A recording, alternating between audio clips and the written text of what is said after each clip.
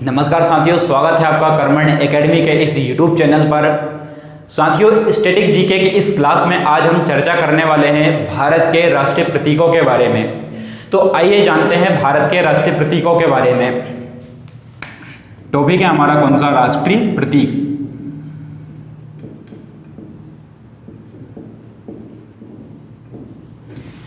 राष्ट्रीय प्रतीक में जो सबसे पहला प्रतीक हम देखेंगे साथियों, वो प्रतीक होगा भारत का राष्ट्रीय ध्वज। राष्ट्रीय ध्वज नाम लेते ही आपके जुबान पर आ गया होगा तिरंगा। तो हाँ जी, हम तिरंगे की ही बात करने वाले हैं। तो आइए देखिए, भारत का जो राष्ट्रीय ध्वज है तिरंगा।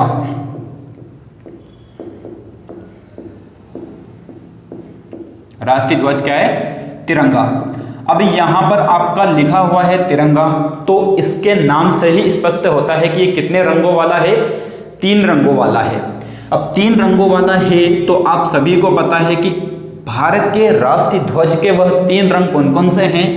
तो सबसे पहले का जो ऊपर का है रंग वो है केसरिया, ठीक। दूसरा जो रंग है बीच में वो है सफेद, ठीक। और तीसरा जो रंग है वो कौन सा है? हरा। ये आप लोगों को बेसिक पता है, लेकिन कभी कभी क्या होता है कि इनका अर्थ क्या होता है वो पूछ लिया जाता है। तो ध्यान दीजिएगा कि जो केसरिया रंग है ये किसका प्रतीक होता है? साहस का प्रतीक होता है, ठीक। दूसरा जो है आपका सफेद, सफेद जो है आप सभी को पता है किसका प्रतीक होता है? ये शांति का प्रतीक होता है। हरा जो रंग है ये किसका प्रतीक होता है? समृद्धि या प्रगति, समृद्धि, ठीक, का प्रतीक होता है। कौन सा रंग आपका? हरा रंग। तो ये 3 रंगों का बना हुआ होता है और आप सभी विद्यार्थी को पता है कि इस सफेद पट्टी में बीच में जो है यहाँ पर एक नीला अशोक चक्र बना होता है, जिसमें कि कितनी तीलियां होती है? 24 तीलियां होती है। मैं 24 तो नहीं बनाऊंगा, आपको फोटो में वहां पर दिख जाएगा, ठीक। ये 24 तीलियां होती है बीच की सफेद पट्टी में। और किस रंग का होता है ये? तो नीले रंग का होता है, ठीक। ये नीले रंग का। अभी यहाँ पर आपको एक बात ध्यान रखना है कि ये जो हमारा राष्ट्रीय ध्वज है इसको अपनाया कब गया है? तो जो हमारा राष्ट्रीय ध्वज है इसको अपनाने की जो तिथि है वो ध्यान रखिएगा, 22 जुलाई 1947। 22 जुलाई 1947 को भारत के राष्ट्रीय ध्वज के रूप में अपनाया गया।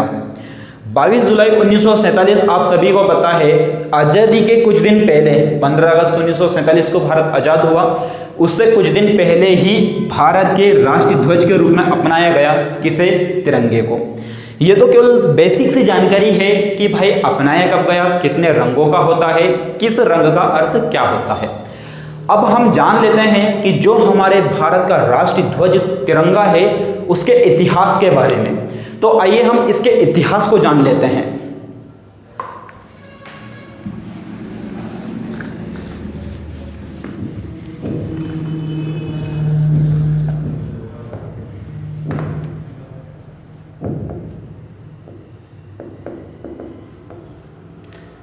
इतिहास हमें किसका जानना है? भारत का जो राष्ट्रीय ध्वज तिरंगा है उसका इतिहास जानना है।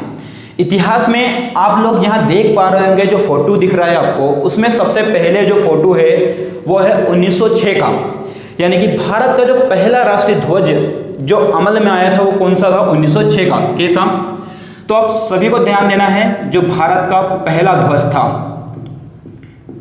ठीक, यह भारत के राष्ट्रीय ध्वज को जो पहली बार फहराया गया, तो ध्यान रखिएगा ये तारीख थी 7 अगस्त 1906। कौन सी तारीख थी? 7 अगस्त 1906 को यह फहराया गया। 7 अगस्त 1906 को जो ये राष्ट्रीय ध्वज बनाया गया था, इसकी डिजाइन जो तैयार की थी आप सभी को पता है पिंगली वेंकैया। जो भारत के राष्ट्रीय ध्वज का बनाने का डिजाइन तैयार करने में जिसका नाम आता है उनका नाम क्या है? पिंगली वेंकैया। तो ध्यान रखिएगा 1906 का जो राष्ट्रीय ध्वज था उसमें आप देख रहे होंगे कि उसमें जो है वो 3 रंग दिखाई दे रहे हैं आपको। कितने रंग? 3 रंग। और वो 3 रंग जो हैं आपको दिखाई दे रहे हैं। सबसे पहले ऊपर का जो रंग है वो कौन सा है? हरा है। बीच का जो रंग है वो कैसा है? पीला है, ठीक। और नीचे जो रंग है वो कौन सा है? आपका लाल है। यानी कि कितनी पट्टियों में विभक्त है ये? 3 पट्टियों में, हरा, पीला, लाल। इन 3 पट्टियों में पहला ध्वज बना था।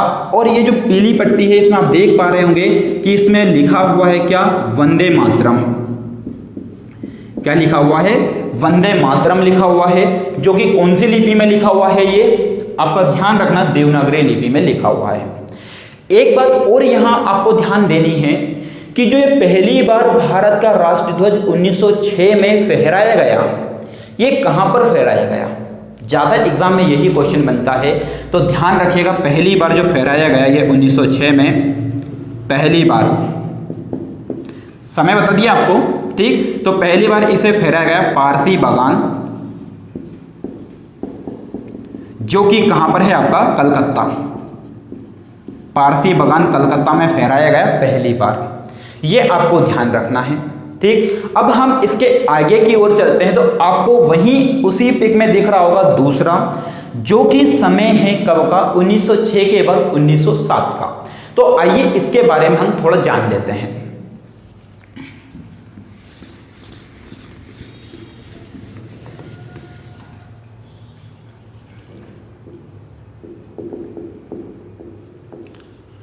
साथियों, जो दूसरा ध्वज था, इस दूसरे ध्वज को जो बना लिया गया 1907 तक, लेकिन इसमें जो पट्टियां थी वो पट्टियों का थोड़ा सा कलर चेंज हो गया था बिल्कुल पहले जैसा, लेकिन कलर थोड़े अलग कर दिए। उनमें कलर कौन कौन से कर दिए गए थे, तो ध्यान रखिएगा। ऊपर जो रंग था वो था केसरिया, ऊपर का जो रंग था वो कैसा था, केसरिया। बीच का जो रंग था वो कैसा था, पीला, ठीक। और नीचे जो रंग था, ध्यान रखना, ये कैसा था आपका, हरा। ये इस तरह से कर दिया गया था इसका रूपांतरण, और ये जो किया गया था, ध्यान रखिएगा, ये किया गया था दूसरा ध्वज 1907 में। कब बनाया था ये, 1907 में। अब ये केसरिया, पीला, हरा, ध्यान रखिएगा, इसमें भी वही समानता है जो पहले वाले में थी कि बीच में क्या लिखा है आपका, वंदे मातरम लिखा हुआ है, ठीक। यहां पर एक बात ध्यान रखिएगा, सिस्टर निवेदिता, या हम जिन्हें बोलते हैं भगिनी निवेदिता का नाम सभी ने सुना होगा, ठीक। तो भगिनी निवेदिता के साथ साथ कुछ क्रांतिकारी जिनमें नाम आता है वीर सावरकर का, ठीक। इन्होंने क्या है, जर्मनी का नाम सुना होगा, जो जर्मनी के स्टुटगार्ट में इसको फहराया था। ध्यान रखिएगा, जर्मनी, और जर्मनी के कहां पर, स्टुटगार्ट में इसको फहराया था 1907 में। तो यहां से बहुत ही आईएमपी क्वेश्चन निकल कर आता है कि विदेशी धरती पर भारत का राष्ट्रध्वज पहली बार कब फहराया गया, तो ध्यान रखिए 1907। विदेशी धरती पर, विदेशी धरती पर पहली बार, तो विदेशी धरती पर पहली बार कब फहराया गया, तो ये फहराया गया 1907 में। कहां पर, तो जर्मनी के स्टुटगार्ट में। नाम किसका आता है, भगिनी निवेदिता, और उनके कुछ साथ क्रांतिकारियों में जो प्रमुख नाम वीर सावरकर जी थे, ठीक। तो ये तो बात हुई 1907 की। अब हम बात करते हैं 1907 से आगे के जो राष्ट्रीय ध्वज है ये कैसा रहा। तो ध्यान रखिए 1907 के बाद का जो राष्ट्रीय ध्वज है वो तीसरा राष्ट्रीय ध्वज है। तीसरा ध्वज 1907 के बाद का जो तीसरा ध्वज है साथियों वो बनकर आया, या उसमें नाम आता है वो सन कौन सा है, तो 1917, 1906, 1907, 1917। 1917 के राष्ट्रीय ध्वज की क्या विशेषता रही, कितने कलर इसमें थे, या किसके द्वारा बनाया गया, तो ध्यान रखिएगा 1917 का जो राष्ट्रीय ध्वज था इसमें जिन व्यक्तियों के नाम आते हैं, ध्यान रखिए, एनी बेसेंट, नाम क्या है, एनी बेसेंट। और एक नाम आप सभी ने सुना होगा, होम रूल लीग के प्रमुख व्यक्ति बाल गंगाधर तिलक, बाल गंगाधर तिलक, बाल गंगाधर तिलक और एनी बेसेंट के द्वारा इस राष्ट्रीय ध्वज को बनाया गया। कब, 1917 में। और बनाया गया, या फिर हम यूं कहें कि घरेलू शासन के लिए या घरेलू मामले में इसको जो फहराया गया था, ये फहराया गया था 1917 में, ठीक। इस ध्वज को आप देख पा रहे होंगे कि इस ध्वज की विशेषता क्या है, तो इसमें जो पट्टियां हैं वो 5 लाल पट्टियां हैं। ध्यान रखिएगा, इसकी विशेषता आप देख पा रहे हैं, कितनी पट्टियां हैं, 5 लाल पट्टियां हैं, 5 लाल पट्टी, और इसमें 4 क्या है, हरी पट्टी है। 5 लाल पट्टी और 4 हरी पट्टी है। और जो है इसका स्टार्टिंग का इधर वाला पोर्शन ऊपर की ओर यूनियन जैक बना हुआ है। किस राष्ट्रीय ध्वज में? ये जो तीसरा राष्ट्रीय ध्वज है 1917 वाले राष्ट्रीय ध्वज में। आप यहाँ पर चित्र से अच्छा देख पाएंगे उसको, यहाँ पर आपके सामने चित्र बना हुआ है। ठीक, अब हम इसके आगे की बात करें 1917 के आगे कि जो चौथा राष्ट्रीय ध्वज था या 1917 के बाद का राष्ट्रीय ध्वज कैसा था, कब बनाया गया या कहां फहराया गया, तो उसके बारे में मैं आपको बताऊं साथियों। तो ध्यान दीजिए,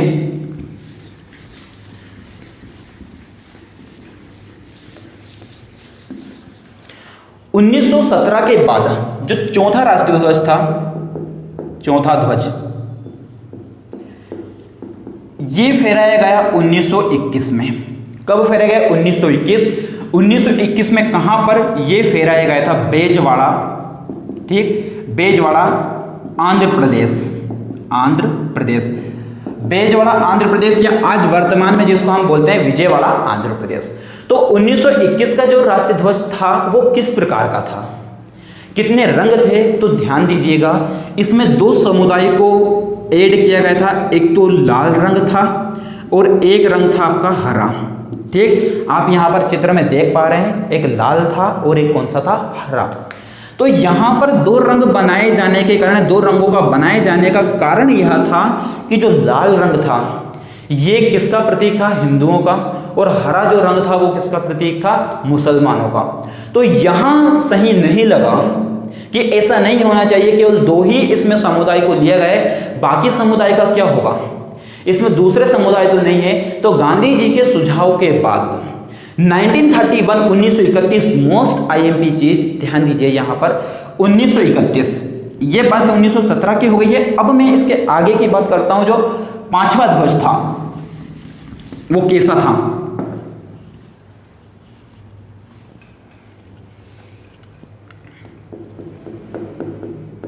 पांचवा ध्वज जो था ये 1931 में बना। इसमें क्या किया गया साथियों? तो पांचवा ध्वज जो आज वर्तमान में हमारा तिरंगा है, जिसे हम राष्ट्रीय ध्वज कहते हैं, केसरिया, सफेद और हरे रंग का, उस राष्ट्रीय ध्वज का प्रतीक था ये, वर्तमान स्वरूप था। कि तिरंगे का वर्तमान स्वरूप कब सामने निकल कर आया था? तो वो था 1931 का। क्या विशेषता थी? तो ध्यान रखिएगा, इसके तीन रंग थे, आपको यहाँ पर फोटो में दिख रहा होगा। तीन रंग कौन कौन से? एक तो केसरिया है, ठीक है, दूसरा जो आपका बीच में रंग था वो कौन सा था? सफेद था, ठीक, और तीसरा जो रंग था वो कौन सा था साथियों? हरा रंग था। ये तीन रंगों का बना हुआ था, या हम सिंपल सी लैंग्वेज में इसको यूं कह सकते हैं कि इस ध्वज का, यानी कि भारत के राष्ट्रीय ध्वज का प्रस्ताव कब पारित हुआ? तो वो हुआ 1931 में। ठीक, और हम यूं भी कह सकते हैं कि भारत के राष्ट्रीय ध्वज का वर्तमान स्वरूप कब सामने आया? तो वो कब आया? 1931 में। अब ये ध्यान रखिए, केसरिया हो गया, सफेद हो गया, हरा हो गया, लेकिन एक अंतर था। उस अंतर को ध्यान रखिए, वो अंतर यह था कि जो बीच की जो सफेद पट्टी है, इस सफेद पट्टी में आज जो हम हमारे प्रतीकों को देखते हैं, ध्वज को, तो उसमें चक्र सामने आता है। तो उसमें चक्र सामने नहीं था, बल्कि बीच की जो पट्टी है इसमें क्या सामने था? चरखा।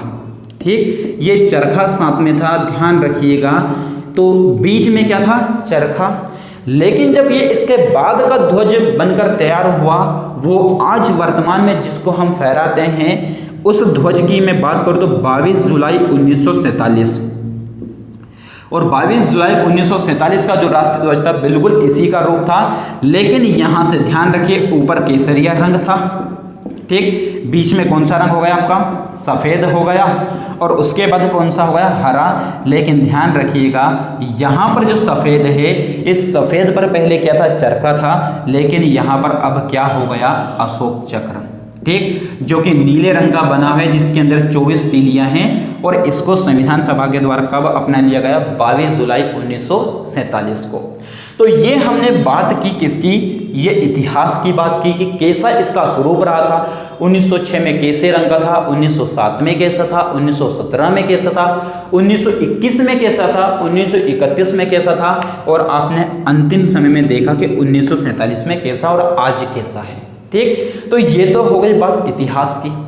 अब मैं इसी से जुड़े हुए कुछ तथ्यों की बात कर लूँ कि ध्यान रखिए कि राष्ट्रीय ध्वज जो है, इस राष्ट्रीय ध्वज को क्या किया जाता है कि जो राष्ट्रपति हैं या राष्ट्रपति, प्रधानमंत्री, इनके निधन पर इसको कितने दिन के लिए झुकाया जाता है? तो ध्यान रखिएगा, मैं यहां पर लिख रहा हूं राष्ट्रपति,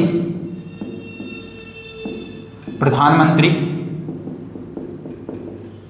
इनके निधन पर इसको कितने दिन के लिए झुकाया जाता है? 12 दिन के लिए झुका दिया जाता है और उसने शोक दिवस के रूप में मनाया जाता है। और मैं बात करूं इन्हीं के आगे यदि आ जाता है उप प्रधानमंत्री या उपराष्ट्रपति के रूप में जिनका नाम आता है और उनका यदि निधन हो जाता है तो ध्यान रखिए उसके लिए उनके लिए कितने दिन के लिए झुकाया जाता है? तो 7 दिन के लिए झुकाया जाता है। ठीक, 7 दिन के लिए झुकाया जाता है। जो ये वर्तमान है और उनका के पूर्व जुड़ जाए तो उनके लिए कितने दिन के लिए झुकाया जाता है? 7 दिन के लिए झुकाया जाता है, यानी कि आधे तिरंगे को झुका दिया जाता है। तो ये बात की हमने हमारे भारत के राष्ट्रीय ध्वज तिरंगे के बारे में। साथियों, अब हम बात कर लेते हैं भारत के राष्ट्रीय चिन्ह के बारे में। तो भारत का राष्ट्रीय चिन्ह क्या है आपको पता है? तो उसके बारे में हम जान लेते हैं। राष्ट्रीय चिन्ह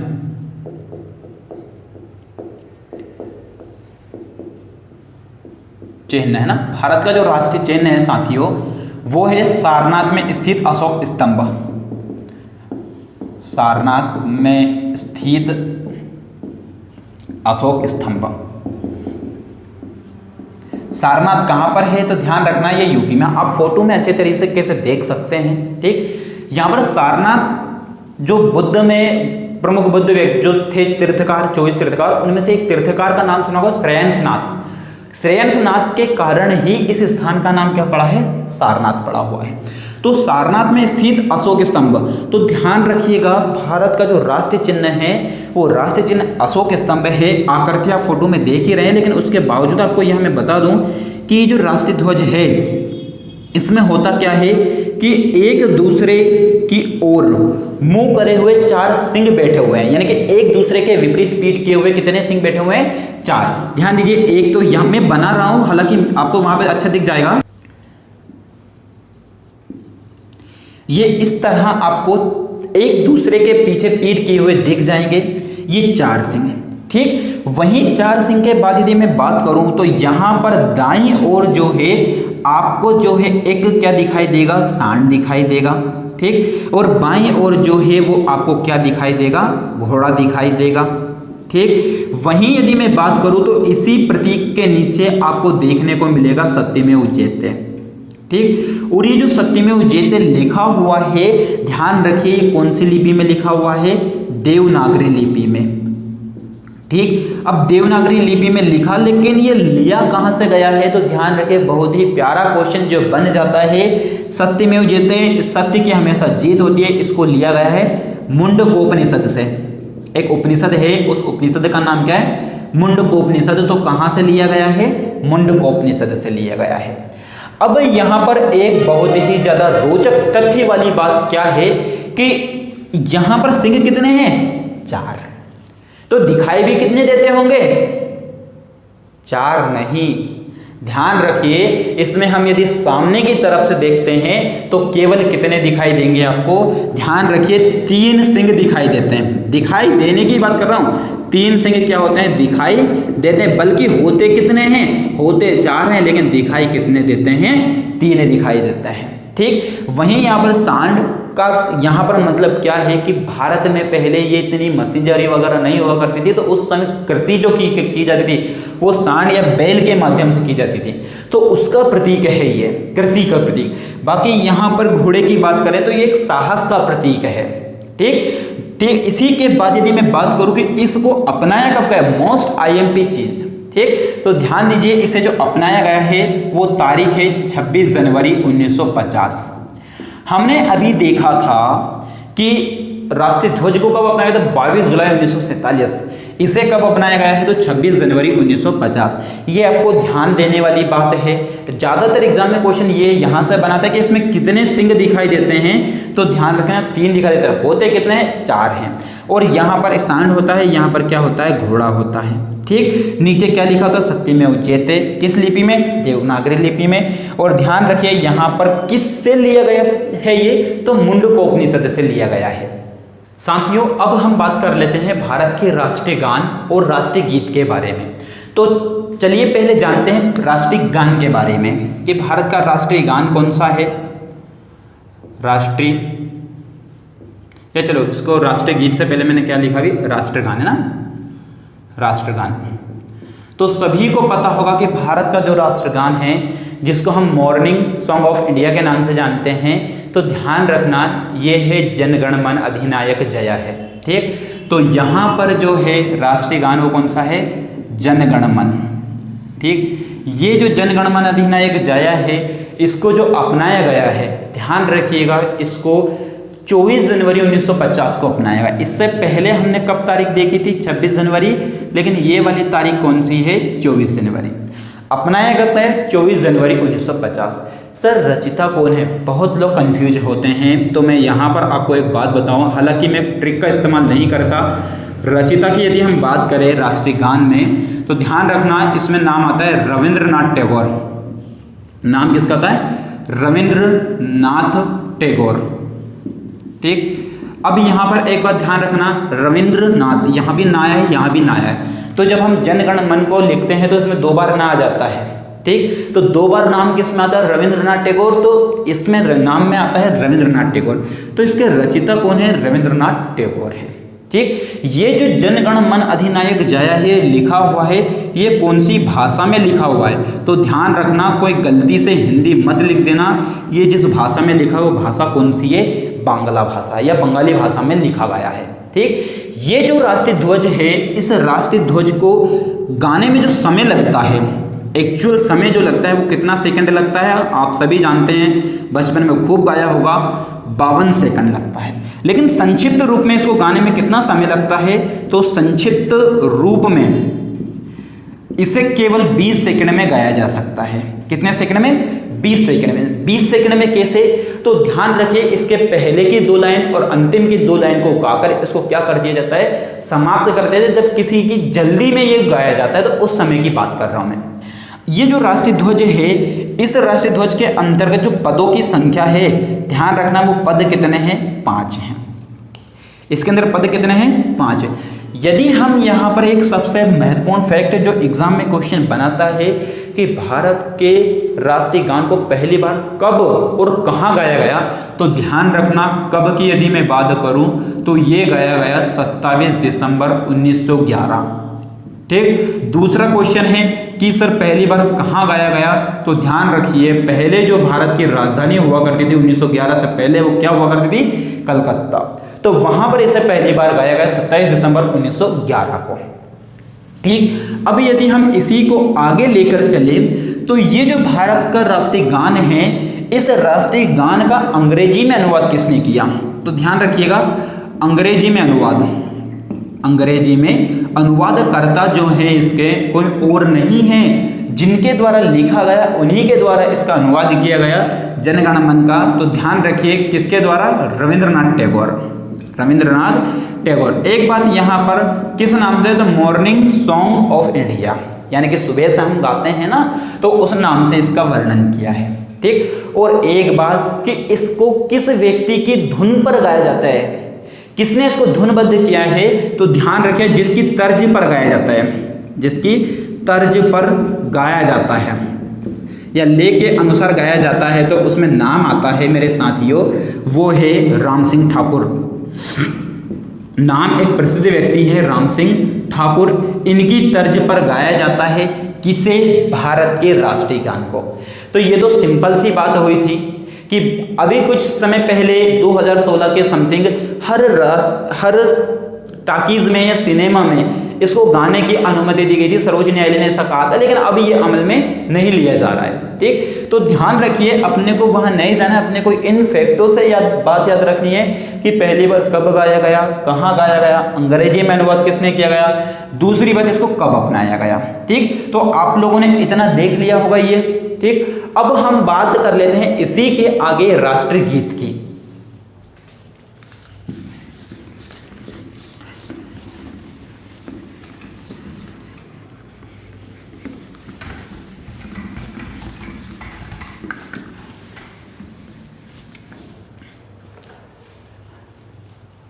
साथियों, जो भारत का राष्ट्रीय गीत है इसके बारे में हम यदि बात करें तो भारत का जो राष्ट्रीय गीत है ये है आपका वंदे मातरम। कौन सा है? वंदे मातरम। ठीक, और इसे भी जो अपनाया गया है वो तारीख है 24 जनवरी 1950। दोनों को एक ही तारीख को अपनाया गया, राष्ट्रीय गीत को भी और राष्ट्रीय गान को भी। अभी यहाँ पर हम बात करें कि इसके रचयिता में नाम किसका आता है, तो ध्यान रखिएगा, रचयिता में यदि मैं बात करूं इनके तो यहाँ पर नाम आएगा बंकिम चंद्र चट्टोपाध्याय। बंकिम चंद्र चट्टोपाध्याय। ठीक, अब एक बात ध्यान रखिए, मैंने अभी तक आपको कोई ट्रिक वगैरह नहीं बताई, मैं अभी भी ट्रिक नहीं बता रहा हूँ, लेकिन केवल याद रखने के लिए आपके माइंड में आ जाए वो।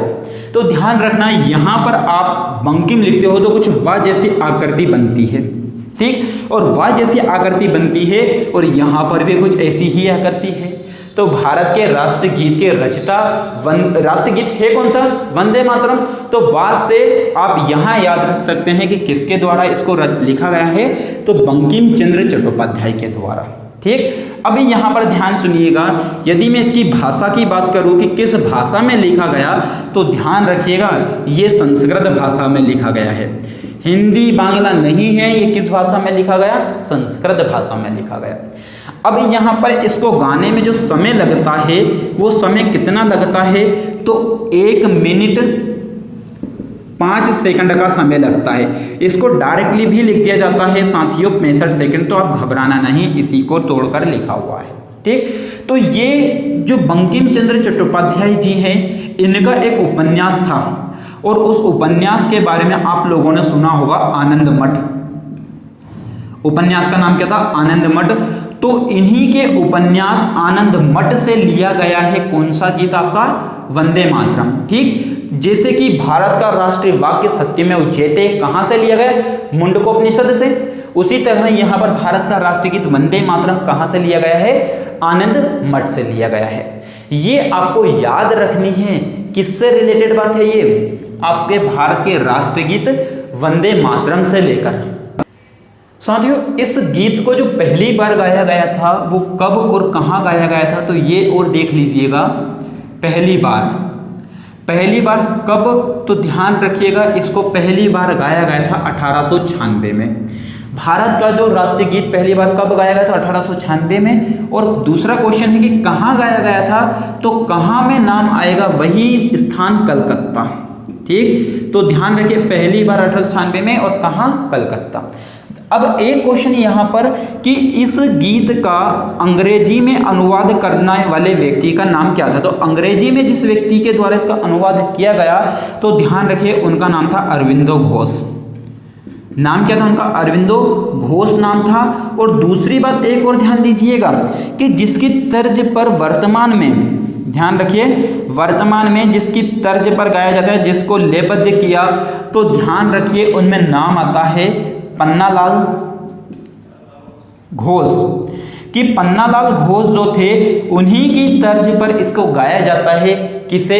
भारत के राष्ट्रीय गीत वंदे मातरम को। साथियों, अब हम बात कर लेते हैं भारत के राष्ट्रीय पक्षी के बारे में। तो आप सभी को पता है कि भारत का जो राष्ट्रीय पक्षी है वो क्या है? राष्ट्रीय पक्षी पता है ना? कबूतर है ना? कबूतर नहीं है। भारत का जो राष्ट्रीय पक्षी है वो क्या है? मोर है। ध्यान रखिए, भारत का जो राष्ट्रीय पक्षी क्या है? मोर है। यदि मोर की यदि हम बात करें तो ध्यान रखिए इसका वैज्ञानिक नाम पूछा जाता है। ये तो सभी को पता रहता है कि राष्ट्रीय पक्षी कौन सा, लेकिन वैज्ञानिक नाम याद नहीं रहता। तो ध्यान रखिएगा, इसका वैज्ञानिक नाम है पावो क्रिस्तांतुस। नाम क्या है इसका वैज्ञानिक? पावो क्रिस्तांतुस है। दूसरी बात यहाँ पर ध्यान रखिएगा, इसे जो है अपनाया गया 26 जनवरी 1963 को। कहीं पर मिलता नहीं है, तो ये आपको बहुत कम जगह मिलेगा। तो 26 जनवरी 1963 को अपनाया गया राष्ट्रीय पक्षी मोर को। दूसरी बात, ये जो मोर है ये भारत के अलावा श्रीलंका और म्यांमार का भी राष्ट्रीय पक्षी है। कौन? मोर। अब मोर को ही क्यों अपनाया गया यहाँ पर राष्ट्रीय पक्षी के रूप में, तो आपको पता है कि पहले के समय में जो है एक मयूर सिंहासन हुआ करता था, आप सभी लोगों ने सुना होगा।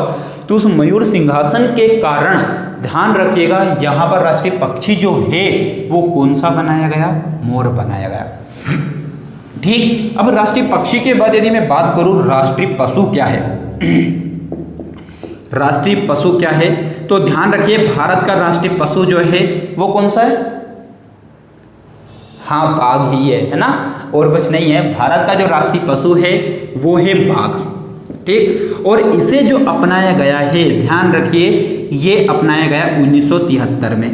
कब अपनाया गया? 1973 में। ये जो हमने लिखा है इसे 1963 में, और 1972 के तहत इसको सुरक्षा प्रदान है।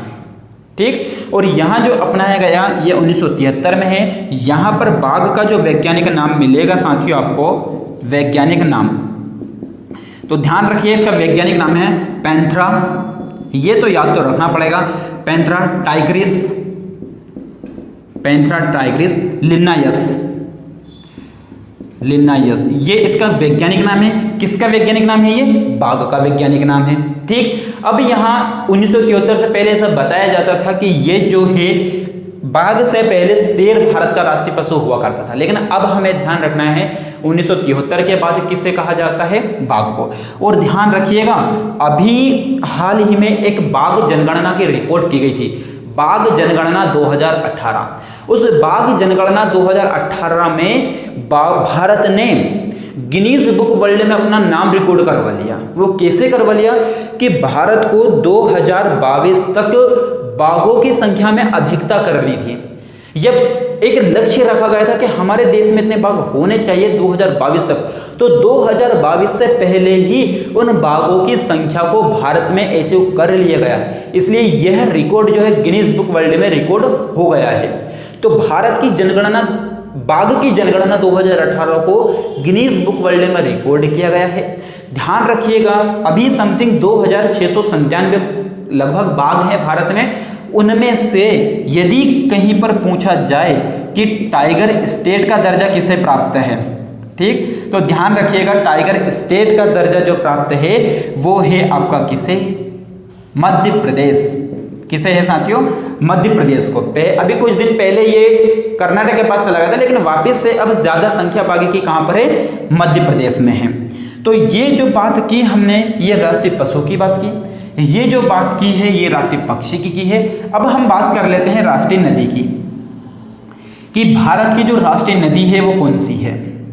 ठीक, तो राष्ट्रीय नदी जो है ये राष्ट्रीय नदी के रूप में आप सभी लोगों ने सुना होगा, ये राष्ट्रीय। साथियों इसे राष्ट्रीय नदी जो है वो कब घोषित किया गया? तो ध्यान रखिए 4 नवंबर 2008 को घोषित किया गया है। ठीक, और गंगा नदी को साफ करने के लिए आप सभी को मैंने बताया था, या मैं बता रहा हूँ अभी, कि नमामि गंगे यात्रा जो है या एक अभियान जो है वो 2014 में चलाया गया था। ये जो गंगा नदी है इसको लेकर ध्यान रखिएगा कि गंगा नदी जो है, इस गंगा नदी पर जो बड़े बड़े स्थान हैं उनकी यदि मैं बात करूँ जो इसके किनारे पर बसे हुए हैं, एक तो आपको मिलेगा वाराणसी। कौन सा मिलेगा? वाराणसी। दूसरा आपको जो मिलेगा वो कौन सा मिलेगा? कानपुर। ठीक है साथियों, और एक ध्यान रखिएगा बिहार की राजधानी, और वो राजधानी कौन सी है? पटना। वो किस नदी पर है आपकी? ध्यान रखिएगा गंगा नदी पर ही है। और एक जो सबसे महत्वपूर्ण चीज है वो महत्वपूर्ण चीज यह है साथियों कि यहाँ पर इससे आकर मिलने वाली जो नदी है वो नदी कौन सी है? आपकी यमुना है। ठीक, तो गंगा नदी और यमुना नदी दोनों जहाँ पर मिलती है वो स्थान है इलाहाबाद। वो स्थान कौन सा है? इलाहाबाद, जिसे अब किस नाम से जाना जाता है? प्रयागराज। तो क्वेश्चन ये भी बन सकता है कि गंगा नदी और यमुना नदी के संगम स्थान पर कौन सा स्थान है? प्रयागराज है। जहां पर आप लोगों ने सुना होगा कि यहां पर कौन से मेले का आयोजन होता है? कुंभ मेले का आयोजन होता है।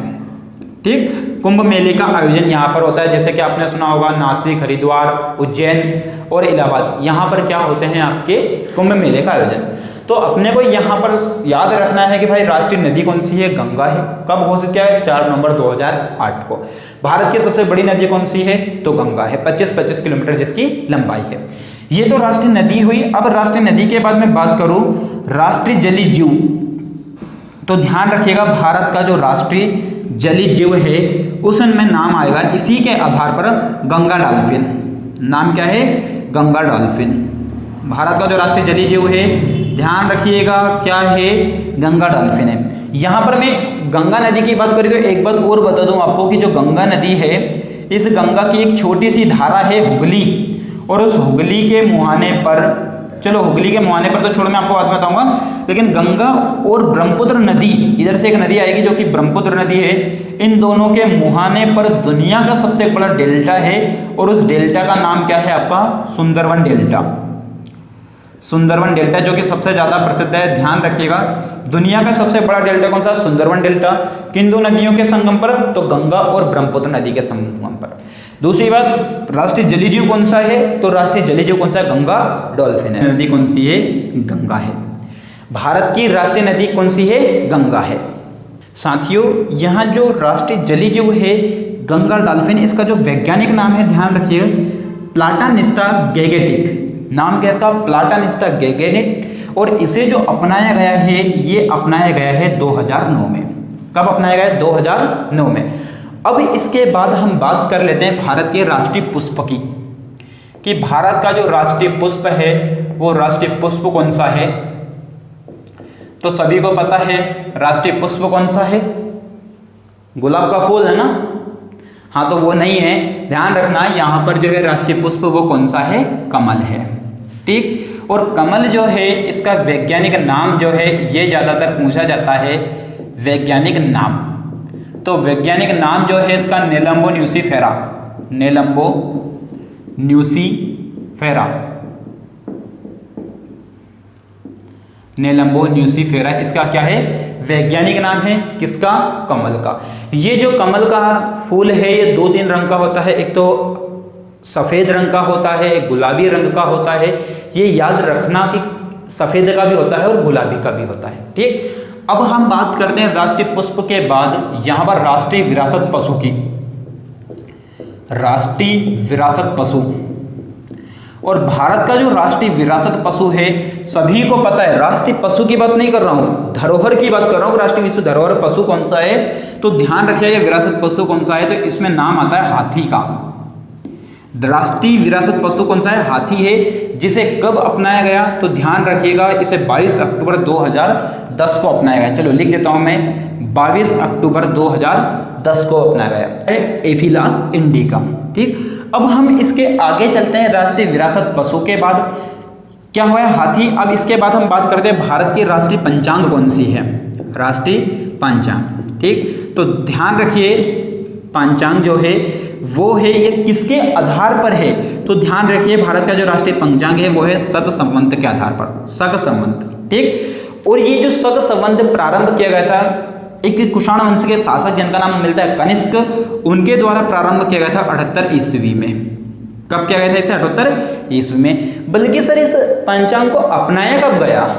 तो ध्यान रखिए, बहुत ही अच्छा क्वेश्चन है यहाँ पर, कि इसे जो अपनाया गया वो तारीख है 22 मार्च 1957 कि भारत का राष्ट्रीय पंचांग कौन सा? शक संवत। और इसे अपनाया कब गया है साथियों? तो ये अपनाया गया 22 मार्च 1957। और इसके आधार पर जो पहला महीना होता है, वो पहला महीना जो होता है, पहला माह, तो वो पहला माह जो होता है वो होता है चैत्र का। कौन सा होता है? चैत्र का। और चैत्र के बाद यदि हम बात करें कि पहला दिन कौन सा होता है चैत्र का, तो पहला जो दिन आता है वो आता है आपका 22 मार्च को। कब आता है? 22 मार्च को। जब लीप वर्ष होता है तो इसमें आ जाता है 21 मार्च को। ठीक। तो ये दो बात याद रखिएगा, किससे लेकर है? ये आपका राष्ट्रीय पंचांग को लेकर। ठीक। अब हम इससे आगे चलते हैं थोड़ा साथियों। ये हो गया हमारा राष्ट्रीय नदी, राष्ट्रीय जलीय जीव, राष्ट्रीय पंचांग, राष्ट्रीय पुष्प। अब हम कुछ चीजें बची हुई है जैसे कि राष्ट्रीय खेल, उसके बारे में चर्चा कर लेते हैं। तो भारत का जो राष्ट्रीय खेल है आप सभी को पता है, राष्ट्रीय खेल कि राष्ट्रीय खेल कौन सा है? तो राष्ट्रीय खेल है हॉकी। ठीक। अब यहां पर हॉकी तो पता है, लेकिन एक बात यहां पर ध्यान रखने वाली योग्य यह है कि 1928 में एम्स्टर्डम, नीदरलैंड की राजधानी क्या है? एम्स्टर्डम, वहां पर ओलंपिक हुआ था। उसके बाद से इसकी पहचान बनी है। हॉकी के खेल की पहचान भारत में कब से बनी है? 1928 के बाद, जब भारत में पहली बार स्वर्ण पदक जीता गया इस खेल में। ठीक, और यहाँ पर आपको एक बात ध्यान रखना, हॉकी के लिए जो सबसे ज्यादा प्रख्यात व्यक्ति या विख्यात व्यक्ति जिनके बारे में नाम सुना जाता है उनका नाम है मेजर ध्यानचंद। नाम क्या है? मेजर ध्यानचंद। मेजर ध्यानचंद, जिन्हें आप सभी को पता है क्या कहा जाता है? हॉकी का जादूगर। हॉकी का जादूगर कहा जाता है किसे? मेजर ध्यानचंद को। तो ये तो वो राष्ट्रीय खेल। अब देखिए इतना ज्यादा इनमें विस्तारित चीज नहीं बची, जो बची थी वो मैंने आपको बता दी है। अब यहाँ पर राष्ट्रीय वाक्य की यदि हम बात करें कि भारत का जो राष्ट्रीय वाक्य है वो कौन सा है, तो ध्यान रखिए ये है सत्यमेव जयते। राष्ट्रीय वाक्य क्या है? सत्यमेव जयते। जो किस लिपि में लिखा होता है? देवनागरी लिपि में लिखा होता है। ठीक, वहीं यदि मैं बात करूं इसी में सत्यमेव जयते देवनागरी लिपि, दूसरी बात ध्यान रखिएगा ये लिया कहां से गया है, तो ध्यान रखिए ये लिया गया मुंडकोपनिषद से। मुंडकोपनिषद से लिया गया है सत्यमेव जयते। ठीक, ये कुछ राष्ट्रीय प्रतीक की बात की साथियों हमने। आपने आज के इस वीडियो में पढ़ा है राष्ट्रीय प्रतीक के बारे में। आगे ही हम ऐसे स्टैटिक जीके के टॉपिक लेते आएंगे। जय हिंद, जय भारत।